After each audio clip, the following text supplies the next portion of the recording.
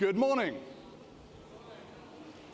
Okay, we're a learning and development community. We work with each other, we talk, we share. I'm going to try that again. Good morning. That's a bit, they were better over here. This side of the room was definitely more powerful. Good morning. No, they are much better, seriously, than you guys. Everybody, good morning. Thank you for that. Thank you. And welcome. Welcome to the inaugural Learning Technologies Asia Conference. Yes, that's a round of applause. Hurrah! Actually, it is a big moment. It's an exciting big moment, and we're delighted to be here. It's something of a dream, and I'll explain about that in a second. I'm Donald Taylor. I'm the curator of the content for the conference. I've been chairing the Learning Technology Conference in London since it started in the year 2000. We began as quite a small conference, 2 tracks, 150 people. Now that event is the biggest of its type in the world, concentrating on technology used for learning in the workplace. And we're delighted now to be spreading what we've learned there to other parts of the world, beginning with Asia. Delighted to be here. We'll also be launching in Paris in January and in other parts of the world very soon. What's happening is that there's an insatiable thirst internationally for knowing more about learning technologies. And where has that thirst come from? I think there are 2 drivers which are making people want to know more about technology and more about learning. And those 2 drivers are, firstly, technology itself. Technology is exploding in its power, in what it can do. 20 years ago, if you wanted to know something, you had to look it up in a book. Now you can access pretty much the sum total of human information from a computer that you carry in your pocket with a swipe of your thumb, and nobody bats an eyelid. Our lives have been transformed by technology, and particularly by the almost free, almost frictionless flow of information. That's the first thing that's driving this interest. And the second thing is people. It's always the people. Back in 1975, the value of a company was typically about 80% tangible goods, the things you can touch and feel, and the rest of it was intangible. People, brand, intellectual property, but of all of that, the most important part is the people. That was in the 1970s. Now, the ratio has switched, and today, over 80% of the value of major companies are down to their people, and it's a very small amount, 15% roughly, that is the tangible goods of a company. That importance of people and the spectacular pace of technology means, of course, that we're all interested in knowing how we can help our people be as productive, as good as they can be in the working environment. And that's where the learning technologies piece comes in. One lesson, though, I've learned from all this, after 17 years of doing this and longer, I actually started my career programming computers in 1981. If I look back over that period, there's one lesson I've learned, which is that with technology and with people, the technology must always serve the people. It must always serve the learning. In the Learning Technologies Conference, there's a reason why the word learning comes first. We always have to be effective, put the learning first and make the technology be the servant, not the master. Well, I'm hoping over the next 2 days that we're all going to learn quite a lot about people and technology, and I'm hoping that when you leave, you'll walk out with some big picture ideas, but also some practical stuff that you can take back to the workplace and implement. As the curator of the conference, I have 3 things to do. One is to introduce the conference, which I've done. The second thing is to do the housekeeping. And the third thing is to introduce our keynote speaker, which is the exciting bit. The housekeeping is very straightforward. There's only one thing anybody wants to know at a technology conference, and that is, what's the Wi-Fi? Okay. The Wi-Fi is Mice Hotspot. I don't know. I don't choose the name. Mice Hotspot, and the hashtag for the event is #LTAsia. Okay, so that's all you need to know housekeeping-wise. Well, there is one other thing. The tracks themselves on your brochure, you have a little brochure which describes the tracks, and they are, after we break out from this room, this is track 1, and then further down in these rooms here, 2, 3, and 4. So that's very straightforward. So it only remains then for me to introduce our keynote speaker. I mean, really, I could spend the next hour introducing our keynote speaker. I was talking to him last night, and the breadth of the achievement of the man is almost impossible to encapsulate. I'm going to, rather than try to use words for it, I mean, even his Who's Who entry runs to several paragraphs. I'm going to use the natural language of the human brain, which is imagery. And fortunately, I've got something prepared by Tony to help me introduce him. So I'm not going to say anything. I'm going to allow you to do the introduction to our keynote speaker yourselves. And then I'll add 3 things that have stayed in my mind about our keynote this morning.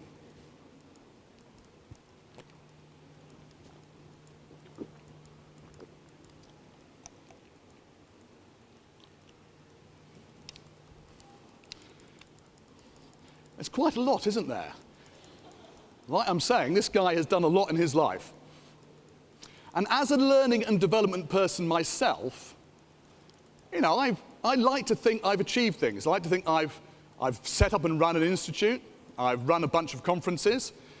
And there are 3 things that I would consider that I'm proud of. I've written a book. But if you've written a book, or more than one book, if you've written a book, that's fine.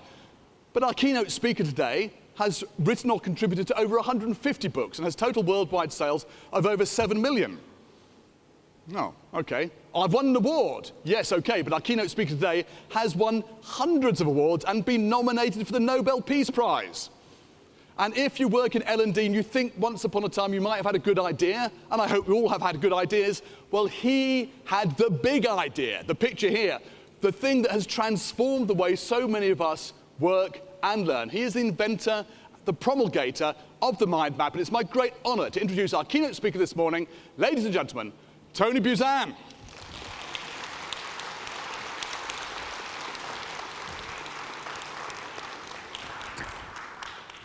Thank you very much. Thank you. Your clicker is down. Oh, that's your clicker? I'll take that. Thank you.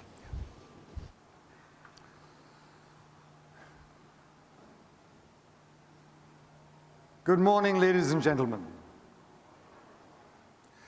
Good morning, ladies and gentlemen. Yes.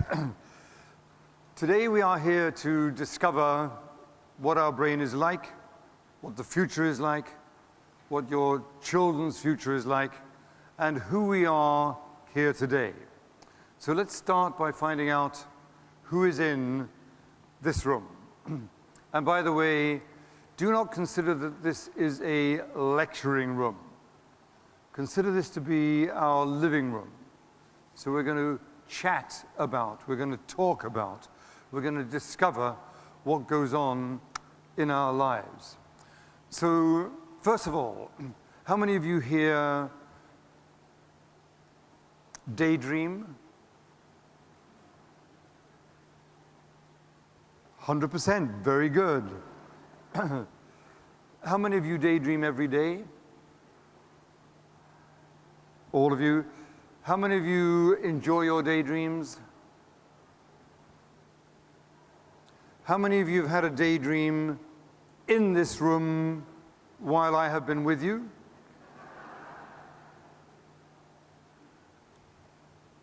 So 4 of you are telling the truth. And 295 are not telling the truth. Because I know you did have a daydream. In school, is daydreaming considered good or bad? In schools? Bad. So we've already discovered that this is a bad group.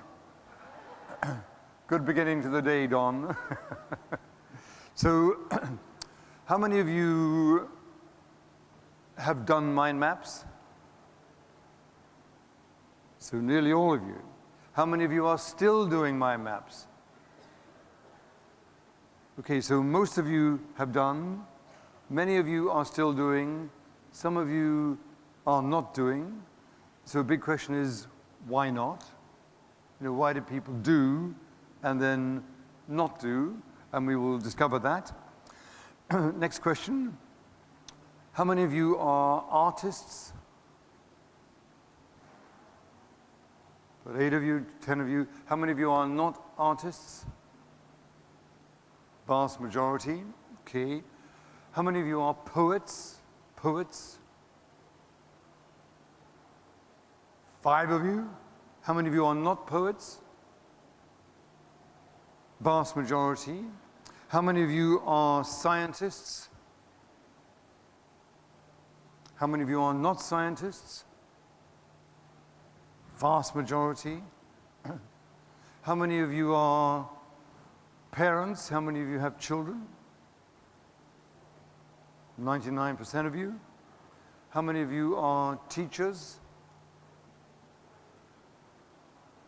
How many of you are not teachers? Quite a few of you. All right, team, so we're already in deep trouble. Because some of you are parents who are not teachers. Which means that you are saying, I, a parent, haven't taught my child anything because I'm not a teacher. Nearly all of you have children. I want you to play an imagination game. And all the great creative geniuses said, daydream. Use your imagination.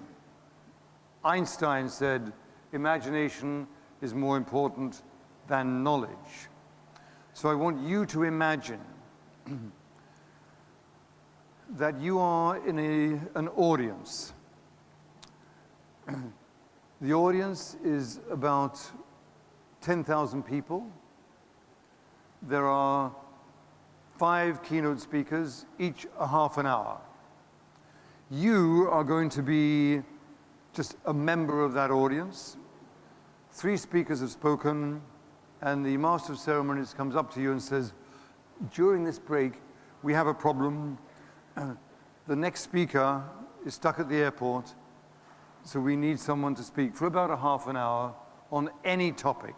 It's a free day, so please, we know that you are, a senior individual, so would you please just give us your curriculum vitae, the summary of who you are, in any language you like, because we speak 100 languages, and therefore we will introduce you, and when we introduce you, you can then speak for half an hour. So imagine that you are that person being asked. You've got 5 minutes or more to summarize who you are, your curriculum vitae. And I would like you to do this by hand, not digitally, by hand. All right, team, any language you like, this is a summary of who you are. So you don't have to talk to people because you know who you are. All right, team, starting now. All right, team. I'd like you now to introduce yourself to a neighbor, i.e. in pairs, and give yourself a minute and a half from your notes. From your notes, this is me. And when you're doing that, do it with passion and concern. You are introducing yourself. Starting now.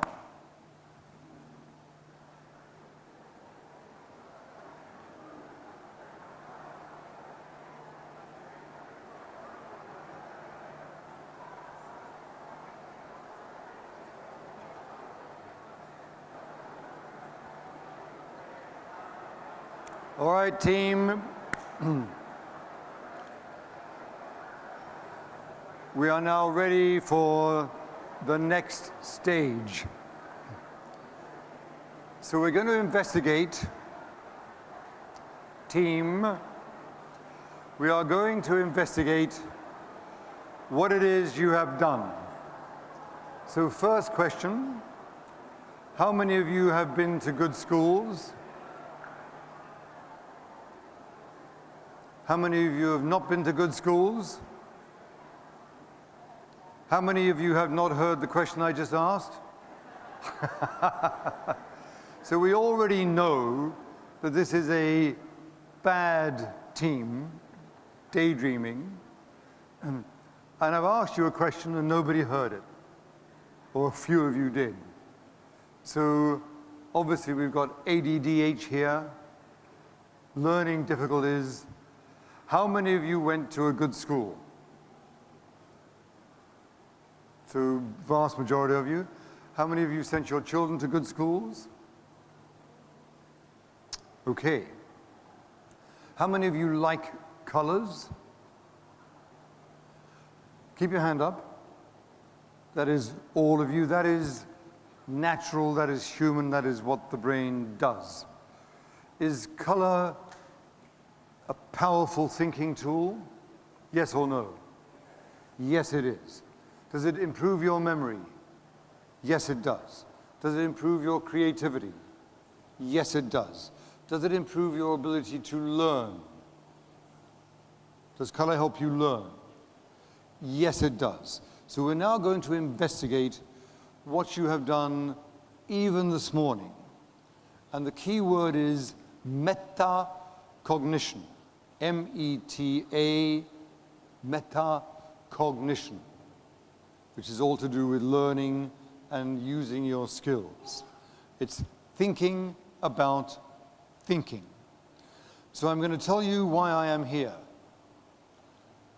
and therefore why you are here with us as well. So I'm now taking you back to England. How many of you have been to England? Okay, so vast majority. Anybody been to Kent? I was in school, so I'm now taking you back to little Tony Buzan. 7-year-old, I lived in a fishing village called Whitstable in Kent, near Canterbury, and I went to school. I didn't particularly like school. There were 4 things every day in school that I and my friends liked. Those were the main things we liked. The first thing we liked was ding, ding, ding, ding, ding, ding. What was that? Playtime bell. Second thing we liked was ding, ding, ding, ding, ding. Lunchtime bell. Third thing we liked, ding, ding, ding, ding, ding, ding. Afternoon playtime bell. And the thing we liked the most at the end of the school day, ding, ding, ding, ding, ding, ding. And that was what? End of the school day. And we were all like little sprinting Olympic athletes, 5 to 4, waiting for the bell. And out we went. How many of you, when you were in school, waited for the bells for the playtime breaks? So again, pretty unanimous. How many of you did not like your extra homework? How many of you didn't like extra homework? Keep your hands up, way up. Look around, because mine's up there as well. Unanimous. So now we're talking about learning.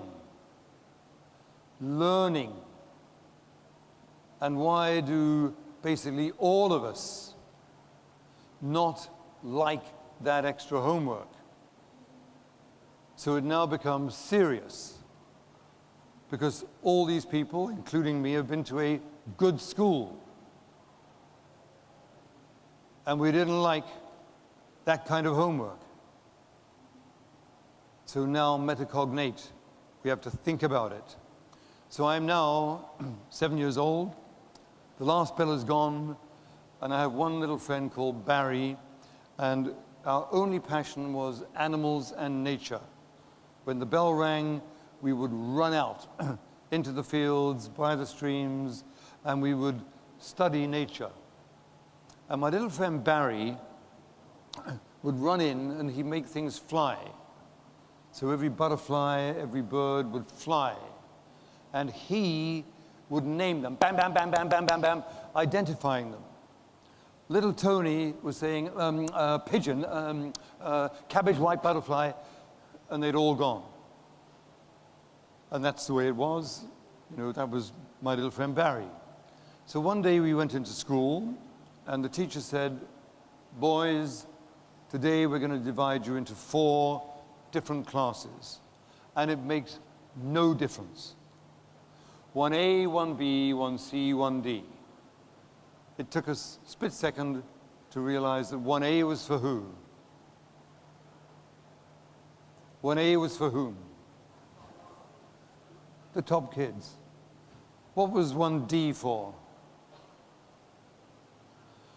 The dumb, the dullard, the dimwits, the failures. So, Barry and I were put into our classes. So what class do you think little Tony Buzan was in?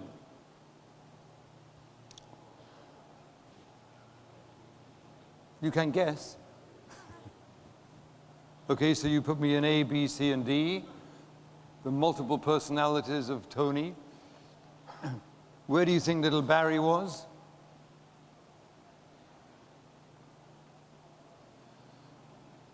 Little Tony was in 1A. Little Barry was in 1D. And in 1A, I now take you into my classroom, 1A, and the back seat, this is the back seat in the class, back right, this was the seat number 1. We had tests every week, and our results were given, and we had to take our books and move to the seat where we were ranked in the tests. So there was a snake of excellence. Number 1, 2, 3, 4, 5, 6, 7, 8, 9, down to the front row. In the front row, front right, was the bottom mark. So, little Tony, 1A. What seat was Tony in? That's why I'm here. I was never, ever in this seat. And I was never in seat 2. There were 2 boys who had a family name, Mummery and Epps. And if Mummery was not here, Epps was, and Mummery was here. It was always those 2. And little Tony was somewhere else. Little Barry, in 1D, was in the front row. The front row. So, little Tony was there every week we had tests, and I was always never there. One of the tests was on animals, nature, but the teacher was asking stupid questions. He was saying, name 2 fish in an English river. There are more than 100. What is the difference between a butterfly and a moth? There are many differences. What is the difference between a spider and an insect? Many differences. Anyway, one day we come in and the teacher says, boys, somebody has scored a perfect mark in a test. And I knew it wasn't me, because in every test I'd left answers out. But the teacher said, Buzan. And I knew he'd made a mistake. But I had to take my books and I had to sit in seat 1A. So here I was, knowing that I'd not passed the test. How did it feel to be number 1?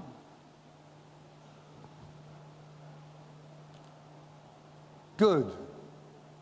How many of you have been number 1 in anything? You know, tiddlywinks, skipping rope, anything. How many of you have been number 1 yourself or in a team? So we have a team of champions. How did it feel when you were number 1?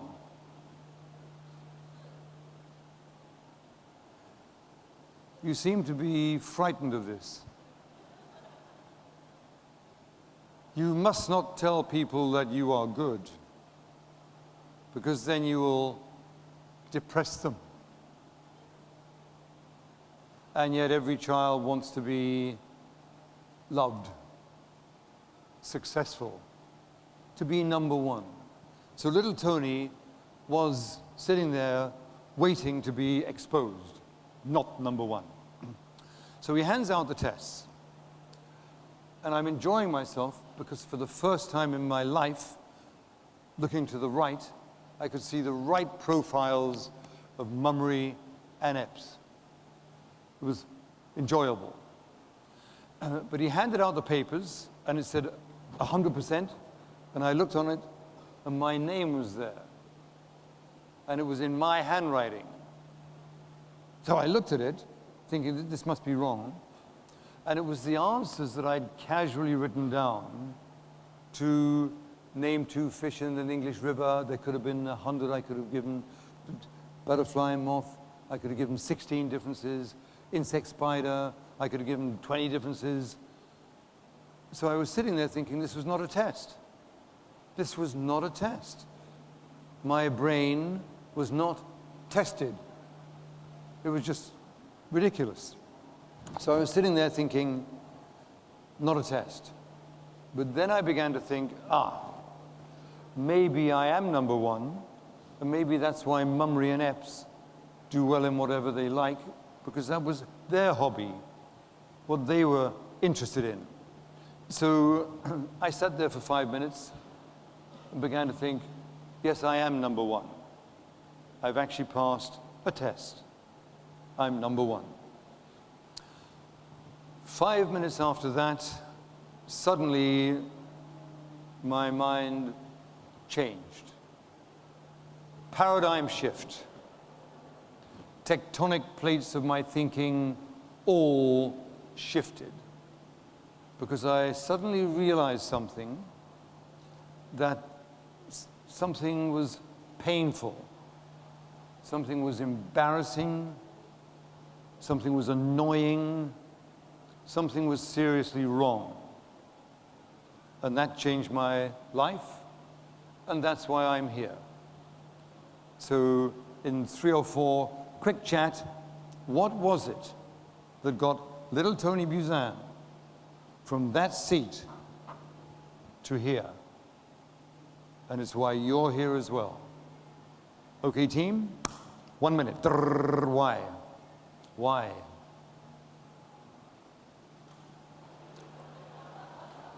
Okay, team. One key word does it. What's the key word? What changed our lives? Barry. Barry. Who knew more about nature? Little Tony or little Barry? Barry. Where was Barry? Front row, 1D. Dull, dimwit, stupid, failure. And here was Tony Buzan, number one. Little Barry should have sat a mile down the road to the right of me. That's how much more he knew. So suddenly at that moment, little Tony thought, something's wrong. I'm in a system which is not helping me, and it's destroying my little friend, my best friend. And therefore, I began to ask the question, what does smart mean? What does intelligent mean? What does good school mean? What does learning mean? What is memory? What is creativity? What does all of this mean? What actually is it? And we are now questioning that. Because my goal in life is that from now on there never ever be any more little Barrys. Or little Barriers, i.e. little girls, who are in the same category. Or their friends are put in that category. Or their children are put in that category. It should never happen. And we're going to find out why.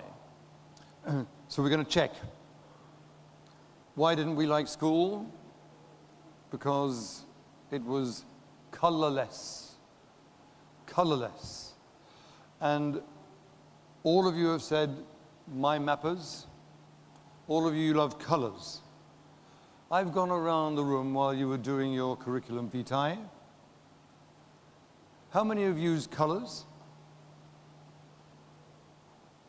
4. How many of you use one color? Ta-da!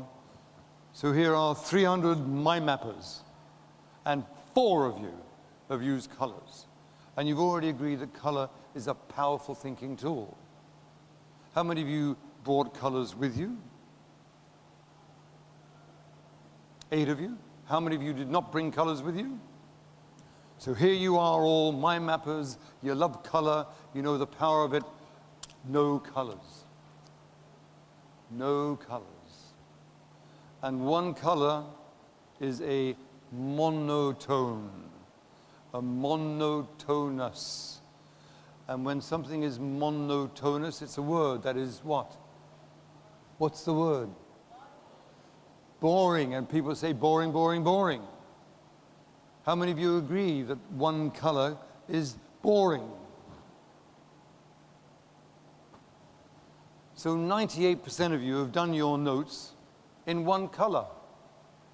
And you bought it. You bought one color. And you used it.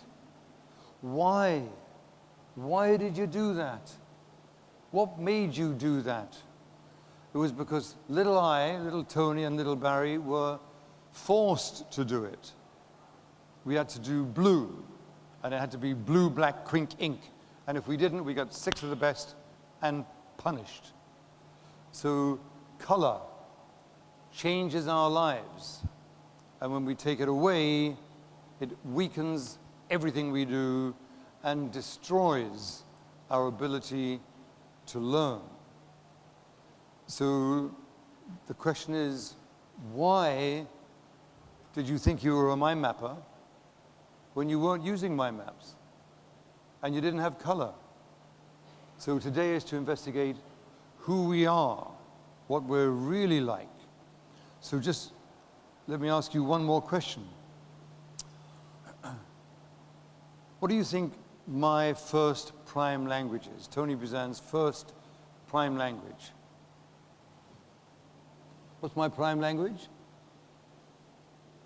Anybody out there? English, English? Tell me, in your word, your own personal first prime language. There'll be many different ones. Tell me. Okay, so we've got a lot of Chinese, we've got some Hindi, we've got some Japanese. And I'm going to say no. And no, no, no, no, no, no, no, no, no, no, no.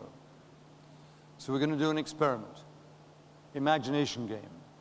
I'm going to ask you to imagine that you have a supercomputer and it's going to access a piece of data. I'm going to give you the piece of data, and as soon as I give it to you, close your eyes, and when you close your eyes, check. How long did it take the computer to access that data? When it accessed it, what did it give me? Just check it out. So 20 seconds checking it out. All right, team, are you ready? And don't talk to your neighbor. Check yourself. This is self-examination. Piece of data I want you to access is monkey. Close your eyes. Check. How long did it take? What did the computer give you?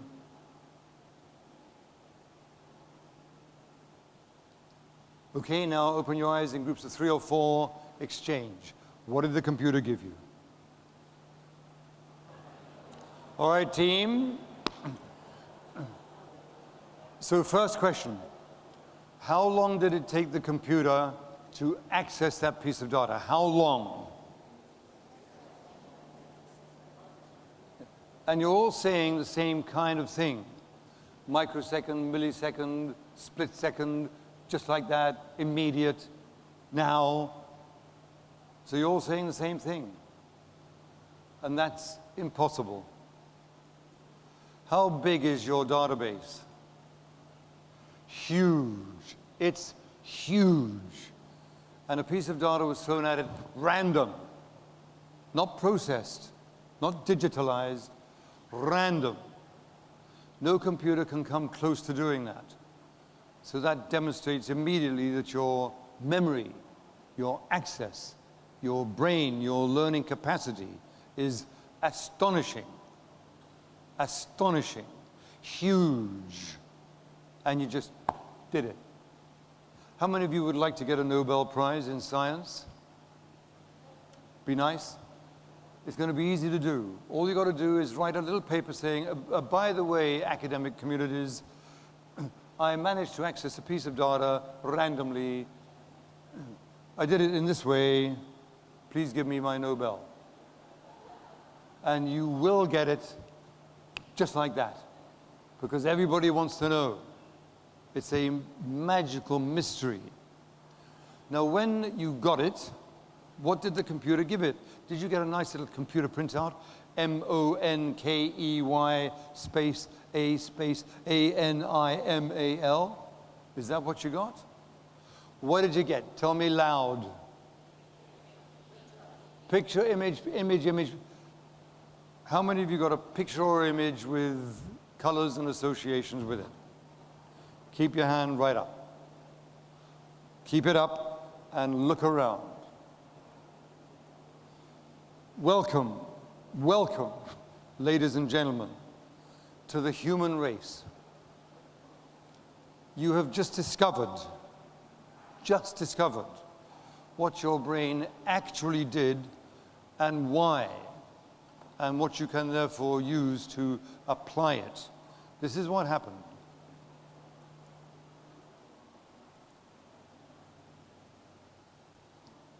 In your brain, boom. Radiant associations, colored images, pictures, and how images, pictures, imagination, and your second, association, the ability to link things. And that is the human language.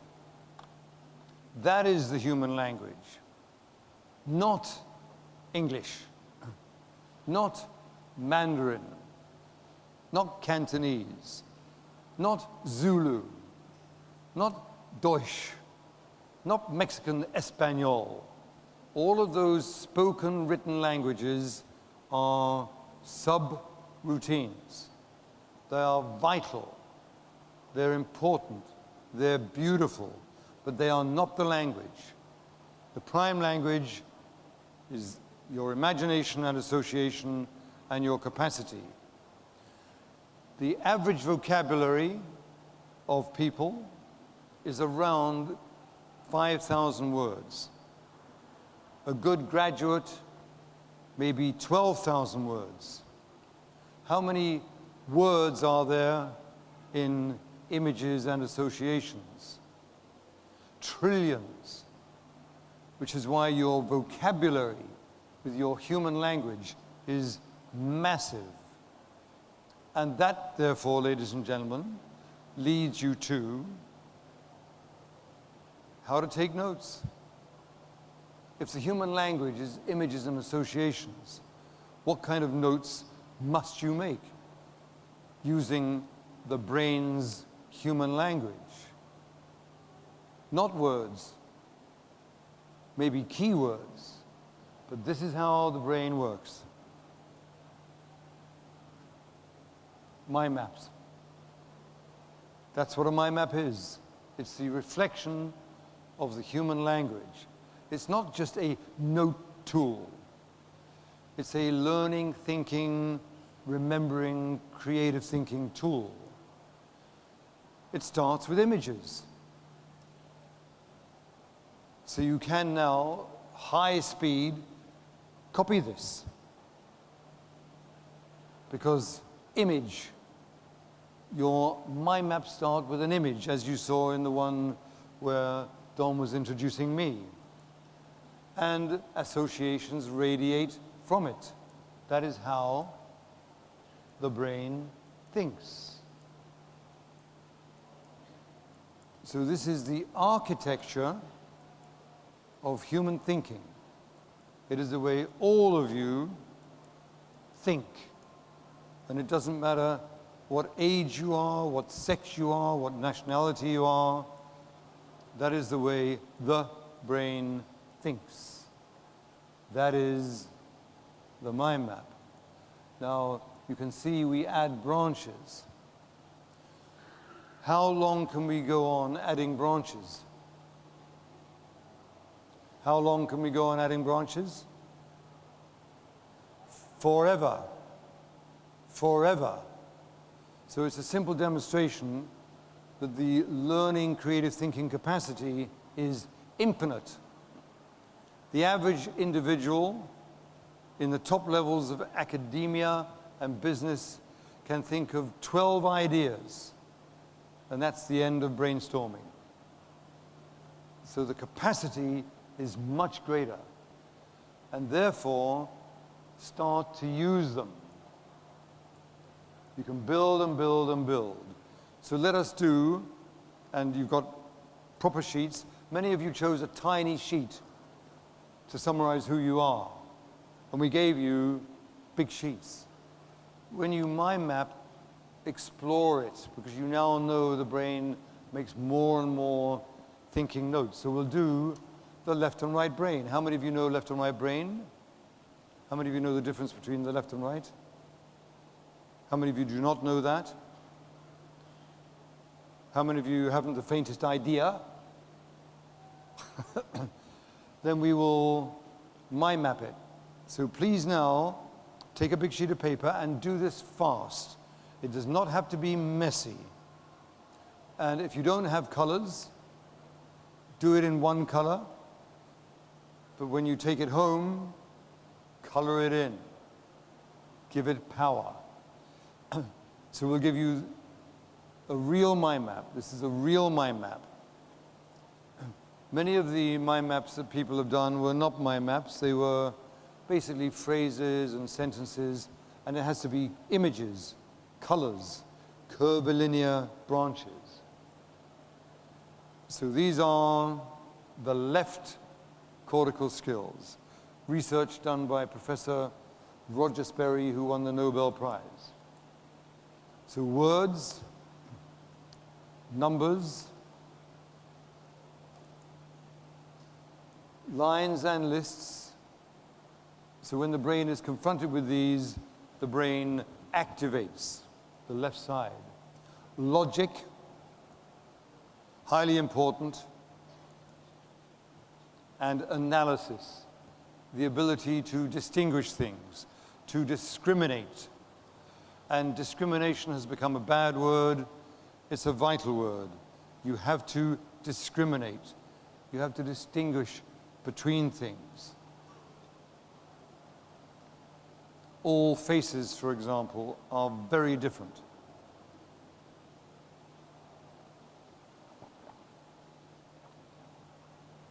So what is on the right side? What do we think?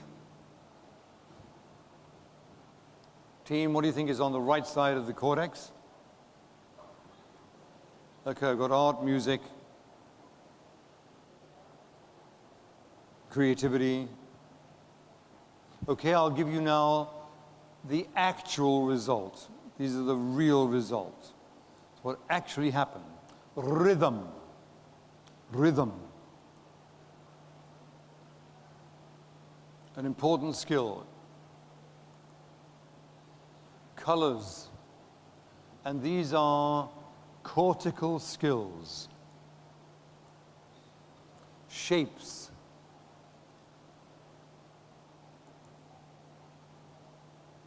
The brain operates with shapes. And you can make shapes three-dimensional. Gives you perspective. Imagination is a skill. Daydreaming, ladies and gentlemen, is a skill. And if you don't do it, you die. If you don't daydream, you die. So you may now tell anybody, you know, Prof. Buzan has confirmed, and you can say to them, I'm a daydreamer, and it's a good thing. And when your kids are daydreaming, encourage them to do it. Without it, you die. So imagination, daydreaming. And so now, team, on your table, and this is a kind of immediate decisions. And I want you to say it aloud. What side of the brain is music? Right? What side of the brain is academia? What side of the brain is academia? Left. What side of the brain is art? Right? What side of the brain is business? Left. What side of the brain are computers?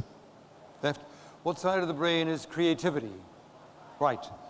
And I am saying, ladies and gentlemen, no, no, no, no, no, and dangerously wrong. Really dangerous. So I'm going to give you take two. Think about it again. All the evidence is in front of you. With your groups of 3 or 4, logically decide where is music, where is education, academia, where are things? Starting now. Passionate discussion. Okay, team. So now, with confidence in your voice, and I want you to say what you believe, not what your team says, what do you believe? On what side of the brain is music? Both, both, both, both, both. What side of the brain is academia? Both. This is very hopeful. What side of the brain is art, music, and science? Both. What side of the brain is creativity? Both.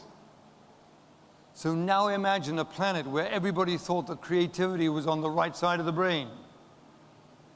So music with no left brain. So music with no number, no words, no songs, no opera. So the world is a much better place, and every brain is like that. So you actually came to the correct conclusion, because individually, 300 people who had said right, left, left, right, right, right, all said, excuse me, both. And both is what it is. You literally self-examining, metacognating, you got it. Because the brain is synergetic. Synergetic in mathematics means 1 + 1 = what? Ladies and gentlemen, synergetic in mathematics means 1 + 1 = what? More than 1. So the two sides of the brain talk to each other and keep talking to each other. Put this in your note, because if you don't have this note, you will tend to forget it. Note-taking by hand helps you remember. Not taking a note helps you forget.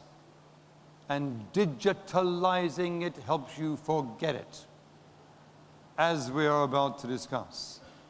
So the brain is synergetic. Boom, boom, boom, boom. Beautiful. And how long does the brain go on talking like that? Infinite. So wherever you start to look at your brain, infinite, infinite, infinite, infinite. And it's left dominance, right dominance, and it's all the skills. And that was the research done by Professor Roger Sperry. So what about note-taking? What about my hand? Is this good? Is the hand good? Good or bad? How many agree that a hand is good? How many don't agree? Well, I don't agree with you. This thing could throttle you. This could take your eyes out. This could steal everything you've got. This could damage you, your friends, everybody. This could pull this trigger. And this is good. However, this also could be used to care for you, to write a poem for you, to draw a picture for you, to carry you, to guide you, to save you. So this is what? Good or bad? Depends on what? Depends on the use of it. The use of it. So now, technology. Good or bad? Oh, good. This is good? Really? So my hand is good, but it can throttle you? This can be your number one enemy. It can blot out your concentration. It can destroy your focus. It can ruin your relationships. It can disintegrate families. It destroys romance. Have you watched people having a romantic dinner? Having a nice da-da-da-da-da-da, and then, oh, excuse me, back to her or him. And what does that one do? Ah, yeah, okay, back to back, food cold, relationship done. Good. Taking notes digitally, already the research is showing, helps you forget whatever it is you noted. When you have written, people have written, and when they've read, they couldn't remember anything they wrote. Digital, the brain is human language. However, this can be an incredible friend. This can communicate. This can help you. This can inform you. This can be a learning companion. It depends, ladies and gentlemen, on the use. The use. And now that you know what your brain is, things are a lot more positive, happy. So the world is now a much better place. Bill Gates said, "My maps are the way forward in the technological age, because a mind map helps your brain think and explore the infinities of your capacity." You could read academic stuff in the normal way, or you could mind map it. And that is the same material. That's in spoken language, that's in the human language. Same information. Which would your brain prefer? Creativity studies show, guess quickly, what percentage of creativity do you think kindergarten children get? Between 0 and 100. High, 95. What about primary school? What do they get? 80, so you all know. Senior school, what percentage? So you're all guessing the same. So you know. There's no point in these studies, is there? Because you know it. How many of you, ladies and gentlemen, have graduated from a university or college? And I. Congratulations, ladies and gentlemen.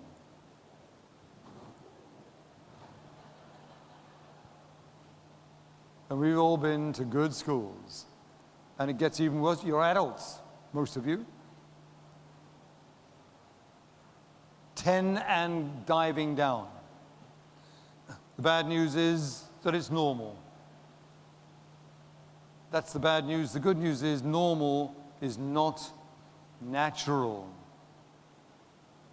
Natural is that at any stage of your life, even if you are 98, your mental skills and learning skills can improve. So the use of it, memory, learning, creativity, what percentage do we use? Say aloud. What percentage? What percentage? Yeah, 5, 10, 30. You're all optimistic. Less than 1%. Is that good news or bad news? It's very good news. You got 99 plus still to use, and you use less than 1%, and you're still alive, and you're doing well. So imagine the future. So now we look at where we are now, and this is how we end today. The revolutions of the mind. Starting with the beginning of the Homo sapiens sapien, 100,000 years ago, basically nomads. And the next stage was agriculture, lasted 10,000 years. And we developed our brain and our learning, our education around that. Industrial revolution, obviously, next. And again, we were taught to be laborers, laborers. What age are we in now? Vote. 1, 2, 3. What age are we in now? So information, digital information, information. And that is where it is thought we are. The information, digital, computer age. And we are not. We are not. The information age has given us the biggest disease ever, which is called stress. How many of you have suffered from information overload? Ta-da! And the brain is already working it out. We've got to change that. So we'll start to use knowledge. Knowledge is what? Power. Knowledge is power, but it isn't anymore. It isn't. Something far more important to manage than knowledge, and that is the manager of knowledge. What is the manager of knowledge?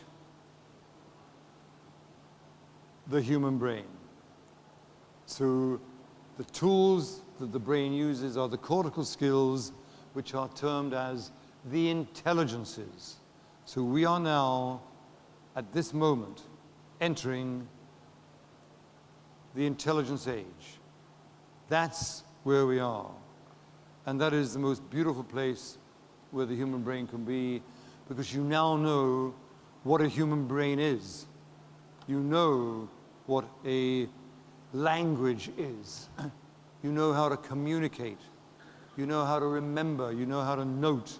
You know how to organize. You know how to manage yourself. So I am delighted to be with you. The human language says that I will remember the last time I teach here this year. And I am here giving my last lecture in Singapore this year. I will be in Singapore next year, February, probably March, definitely September, October. So I'll be here again and again and again. And I would love to see the flowers of your intelligence, because on my map is a flower of intelligence, and you are populating the planet with flowers for a new Garden of Eden. Ladies and gentlemen, thank you, thank you. I'm going to remember you whether I want to or not. However, I am delighted to remember you. This has been a lovely time for me, and I'm going to be here for the remaining half an hour, and I will sign the books that you have asked, and my Twitter will be up there as well. So please feel free to, how many of you tweet, use Twitter? I do tweet, so if you tweet anything that is intelligent, I will retweet you. So that is who I am. And that is my standard curriculum vitae. So please, when you get home or today, do a mind map on yourself, and you will explore the multiple intelligences of who you are. Thank you again, and thank you, Don. Thank you, Learning Technology. Thank you.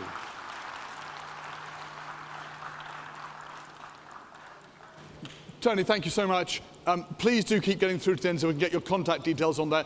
We are almost ready to wrap up and get into the break. I just want to say one thing. Firstly, of course, I've heard Tony Buzan speak before. Every time is a revelation. It's always great. I always learn something new. Key for me today is this business that we are in this new age, which syncs beautifully with the theme of learning technologies. The technology is there, but as I said at the beginning, it can be good, it can be bad, it must always be the servant of the people and the servant of learning. And Tony has a new book out. It's going to come out in January, which echoes that completely. It's called The Teacher. And the subtitle is something I think we could all agree on. The teacher, the most important profession in the world. If we are in the age of intelligence, where perhaps algorithms and technology can do so much for us, it's our imaginations and the people that inspire that imagination and put it to work who are the most important among us.